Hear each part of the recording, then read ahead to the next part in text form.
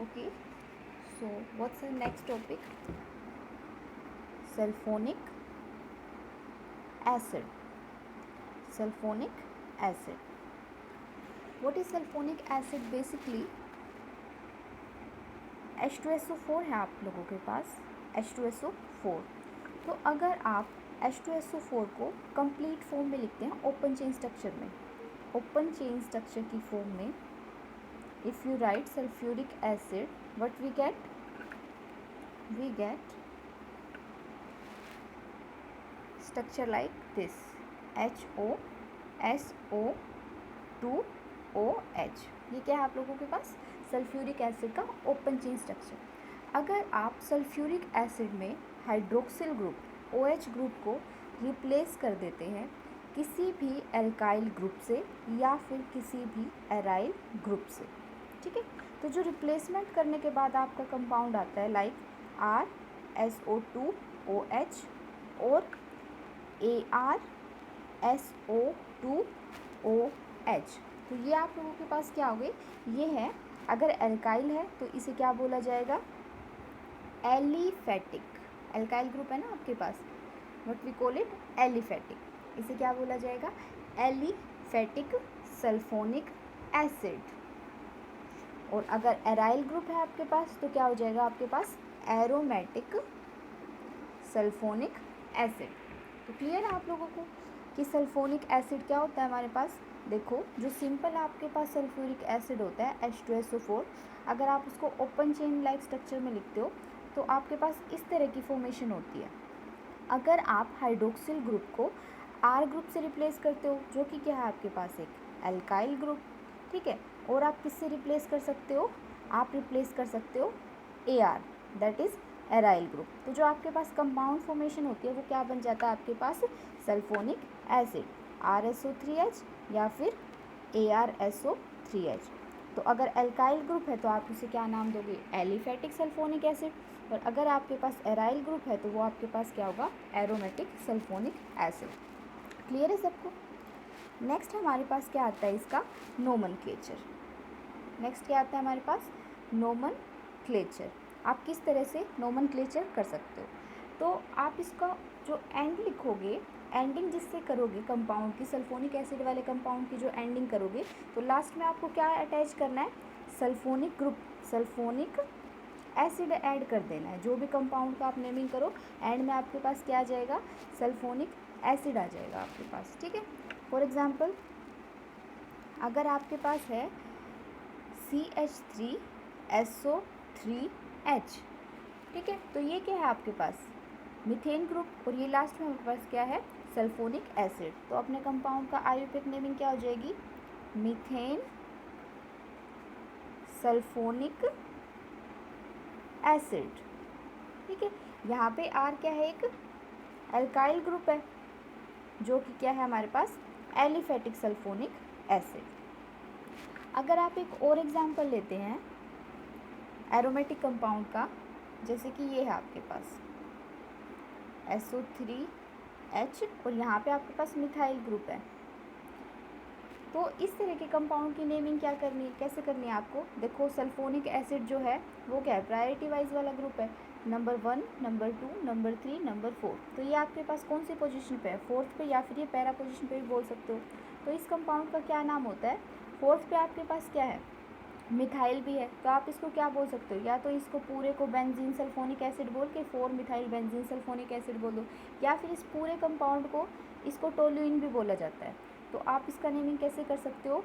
4 toluene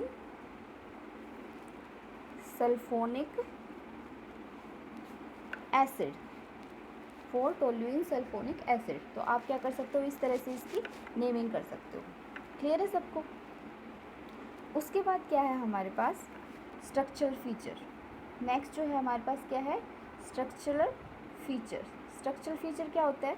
अब sulphonic acid को कैसे रिप्रेजेंट करते हैं हम? ये है हमारा सल्फोनिक एसिड, ठीक है, इस तरीके से रिप्रेजेंट कर सकते हैं। तो यहाँ पे जो कार्बन है देखो 1 2 3 4 सिग्मा बॉन्ड है, ये जो है sp3 हाइब्रिडाइज है। तो यहाँ पे क्या होता है? 4 सिग्मा बॉन्ड बने हुए हैं आपके पास। सल्फर जो है 3 ऑक्सीजन एटम से अटैच है, ठीक है। ये डबल बॉन्ड है, लेकिन 3 में क्या है, सिग्मा बॉन्ड की फॉर्मेशन कर रखी है यहाँ पे।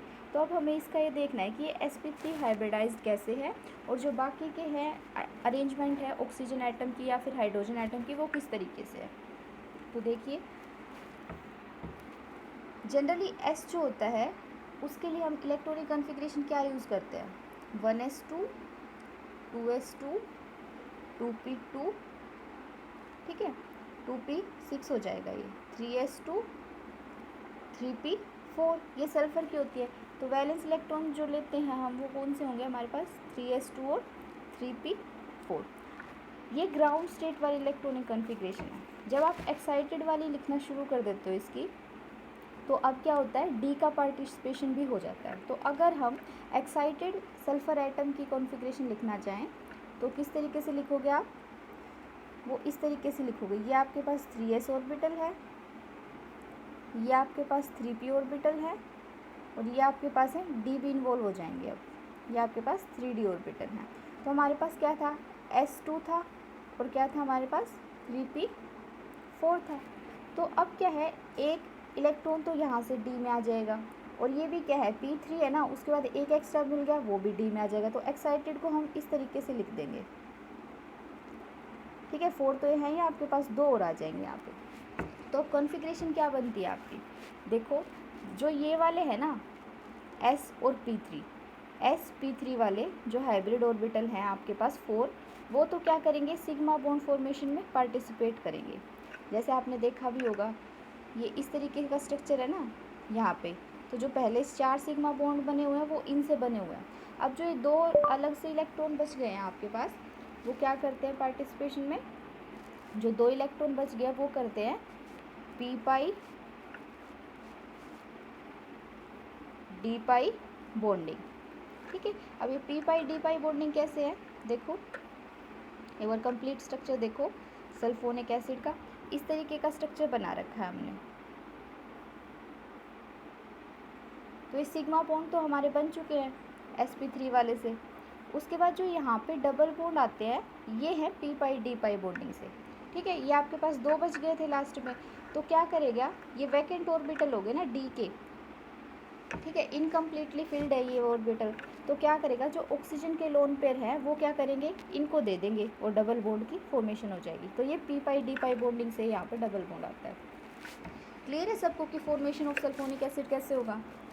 नेक्स्ट क्या है हमारे पास topic, methods of formation. Methods of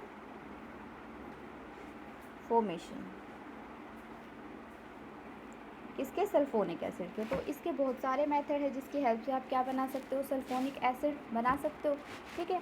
तो यहाँ पे कैसे लिया आपने, जैसे कि अगर आप थायोल लेते हो, थायोल में अगर आप नाइट्रिक एसिड डालते हो तो आपके पास किस चीज़ की फॉर्मेशन हो जाती है, डायरेक्ट आपके पास बन जाता है सल्फोनिक एसिड। उसके बाद क्या है, एल्कीन लेते हो अगर आप, जैसे इस तरीके से आपने कोई एल्कीन लिया है, उसमें आपको क्या करना है, सल्फ्यूरिक एसिड डालना है फ्यूमिंग वाला, तो डायरेक्ट आपके पास क्या हो जाएगी, H ग्रुप रिप्लेस हो जाएगा आपके पास SO3H से।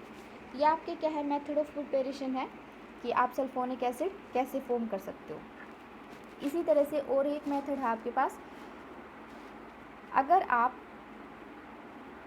सोडियम सल्फाइड की रिएक्शन कराते हो एल्काइल हैलाइड से, तो जो प्रोडक्ट बनता है वो सल्फोनिक एसिड होता है। और ये एक नेम रिएक्शन है, रिएक्शन का नाम है Straker reaction. Straker reaction STRECKER। तो ये रिएक्शन कैसे लिखी जाती है, देखिए सबसे पहले मैंने क्या बोला, सोडियम सल्फाइड। तो सोडियम सल्फाइड को आप कैसे लिखते हो, Na2SO3। वो रिएक्शन करेगा एल्काइल हैलाइड से। एल्काइल हैलाइड मान लो आपने ले लिया इथाइल क्लोराइड। तो रिएक्शन कैसे होगी आपके पास, देखो जो Na2SO3 है ना, वो कैसे एग्जिस्ट करता है, Na तो इसमें है ही, और ये इसमें होता है SO3Na, यानी कि ये वाला पार्ट नेगेटिव होता है, ये वाला पार्ट पॉजिटिव होता है। तो रिएक्शन कैसे आपके पास, ये Cl जाएगा Na के साथ, ठीक है, तो एक माइनस NaCl हो गया। अब जो बचा है आपके पास SO3Na, वो क्या हो जाएगा, इसके साथ बाइंड हो जाएगा। तो आपके पास ये बनता है C2H5SO3 Na। तो ये क्या बन गया, sodium salt of sulphonic acid बन गया आपके पास। सोडियम साल्ट ऑफ किसका, इथेन का, sodium salt of ethane sulphonic acid की फॉर्मेशन होगी। तो ये सारे क्या है आपके पास, मेथड ऑफ प्रिपरेशन है किसके, सल्फोनिक एसिड के। इसी तरीके से अगर आपको एरोमेटिक सल्फोनिक एसिड की फॉर्मेशन करनी हो, एरोमेटिक सल्फोनिक एसिड, तो अगर आपको एरोमेटिक सल्फोनिक एसिड की फॉर्मेशन करनी हो तो वो आप कैसे कर सकते हो, हम कर सकते हैं रिएक्शन, बेंजीन के साथ रिएक्शन करा सकते हैं सल्फ्यूरिक एसिड की, ठीक है। टेम्परेचर प्रोवाइड कर देंगे, तो ये क्या है, इलेक्ट्रोफिलिक सब्स्टिट्यूशन रिएक्शन ही होती है एक तरीके से। तो यहाँ पे क्या आ जाएगा आपके पास, SO3H ग्रुप आ जाएगा, प्लस में वाटर अलग हो जाएगा। तो ये सब क्या है, मेथड ऑफ प्रिपरेशन है आपके सल्फोनिक एसिड के। उसके बाद जो भी इस रिएक्शन का मैकेनिज़्म है वो क्या है आपके पास, सिंपल इलेक्ट्रोफिलिक सब्स्टिट्यूशन रिएक्शन का मैकेनिज़्म है। जैसे अगर देखिए इसी रिएक्शन का मैकेनिज़्म, तो सबसे पहला स्टेप क्या होता है, देखो ये कौन सा mechanism, electrophilic substitution reaction mechanism. तो फर्स्ट स्टेप में क्या होता है आपके पास, इलेक्ट्रोफाइल का जनरेशन होता है। फर्स्ट स्टेप क्या है, जनरेशन ऑफ इलेक्ट्रोफाइल। इलेक्ट्रोफाइल की क्या होती है आपके पास, जनरेशन होती है। तो ये क्या होता है, 2 मॉलिक्यूल्स ऑफ सल्फ्यूरिक एसिड होते हैं आपके पास। तो ये क्या बनाते हैं आपके पास, SO3 प्लस में H3O पॉजिटिव प्लस में HSO4 नेगेटिव। तो अब जो ये स्पीशीज़ है ना, इलेक्ट्रॉन डेफिशिएंट है, तो ये क्या करेगी हमारे पास, इलेक्ट्रोफाइल की तरह बिहेव करेगी। तो फर्स्ट स्टेप में क्या है हमारे पास, इलेक्ट्रोफाइल का जनरेशन है। सेकंड स्टेप क्या होगा आपके पास, सेकंड स्टेप में होगा आपके पास formation of carbocation. Formation of क्या होगा आपके पास, कार्बोकैटायन होगा। तो कार्बोकैटायन का क्या फॉर्मेशन होगा, ये आपके पास क्या है, बेंजीन रिंग है, ये क्या है, इलेक्ट्रॉन डेफिनेशन स्पीशीज़ है। तो ये क्या करेगा, इसके वैकेंट ऑर्बिटल पे क्या कर जाएगा, अपने बॉन्ड से क्या इलेक्ट्रॉन डेंसिटी प्रोवाइड कर देगा। तो आपको क्या करेंगे, बहुत तरह के रेजोनेटिंग स्ट्रक्चर मिलते हैं इसमें, तो उसको कंबाइन करके इस तरह का हमें कॉम्प्लेक्स बना के लिखते हैं, ये इस तरीके से बाइंड हो जाता है, ठीक है।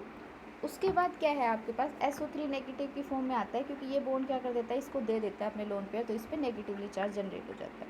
उसके बाद जो आपका थर्ड स्टेप है उसमें क्या होता है, जो आपका एक कॉम्प्लेक्स बना है, थर्ड स्टेप में क्या होता है, जो आपका ये कॉम्प्लेक्स बना हुआ है, जैसे इस तरीके से आपके पास क्या है, कॉम्प्लेक्स बना है, यहाँ पे हाइड्रोजन था, यहाँ पे SO3 नेगेटिव था।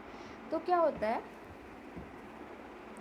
जो आपका HSO4 नेगेटिव वाली स्पीशीज़ बनती है फर्स्ट वाले स्टेप में, ये क्या करती है, ये इस हाइड्रोजन को क्या करती है, एब्स्ट्रैक्ट कर लेती है। तो ये बॉन्ड क्या कहाँ आ जाएगा, यहाँ पे शिफ्ट हो जाएगा, और आपके पास जो नेक्स्ट कंपाउंड बनेगा वो इस तरीके से बन जाएगा आपके पास, ये बन जाएगा SO3 नेगेटिव।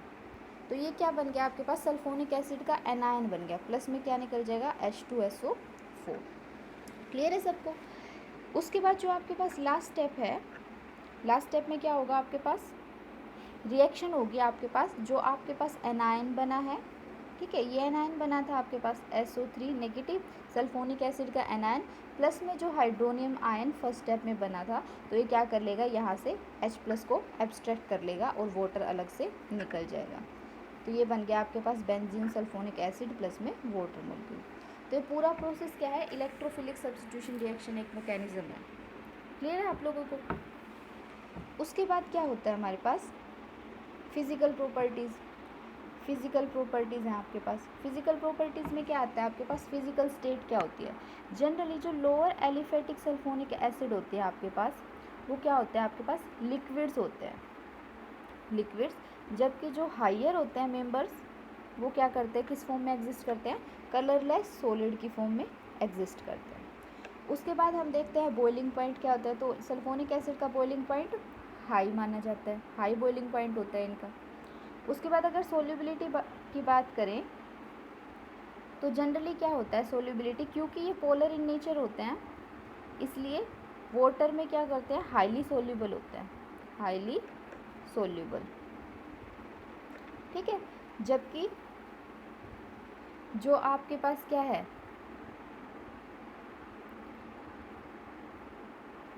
अगर हम दूसरे ऑर्गेनिक कंपाउंड की बात देखें कि ऑर्गेनिक कंपाउंड में इनकी सोल्यूबिलिटी क्या है, तो उसमें क्या है, ये सल्फोनिक एसिड कम सोल्यूबल, या तो सोल्यूबल ही नहीं है या फिर ये बोल सकते हो लीस्ट सोल्यूबल है। तो पोलर नेचर होने की वजह से क्या है, ये वाटर में ही ज़्यादा सोल्यूबल होते हैं। क्लियर है इतना आप लोगों को?